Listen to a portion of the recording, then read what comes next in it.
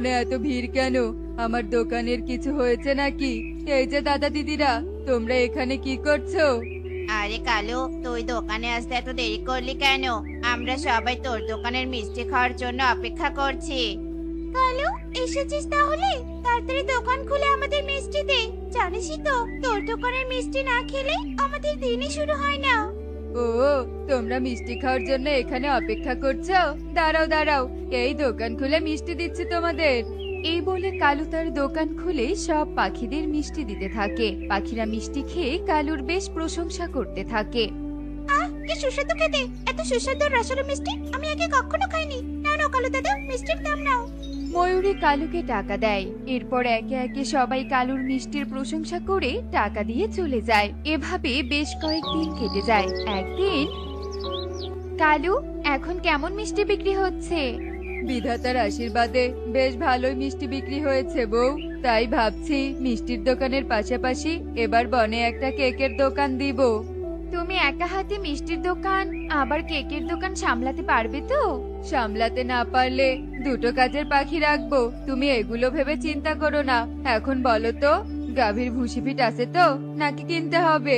না না, কিনতে হবে না, সব আছে। তুমি একটু বিশ্রাম নাও, আমি গাভীকে খাবার দিয়ে আসছি। এই বলে কাকুলি গাভীকে খাবার দিতে চলে যায়। এদিকে টুনি কালু কাকুলিদের ঘরের পাশে দাঁড়িয়ে ওদের সমস্ত কথা শুনে বলতে থাকে।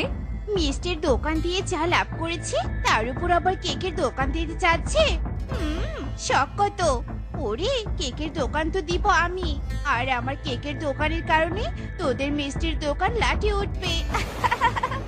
এই বলে টনি সেখান থেকে চলে যায়। এভাবেই সেই দিন কেটে যায়। পরের দিন টনি বনে একটা কেকের দোকান দেয়।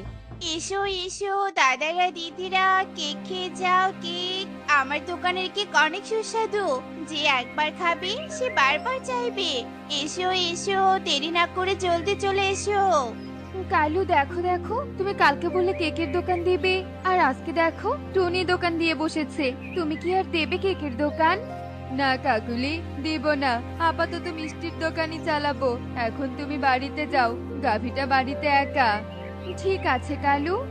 সেই সকালে দোকান খুলে বসেছি, এখন একটা পাখিও কেক খেতে আসলো না। যাই তো, গিয়ে দেখি তো পাখিগুলো কালু দাদার দোকানে বসে মিষ্টি খাচ্ছে নাকি।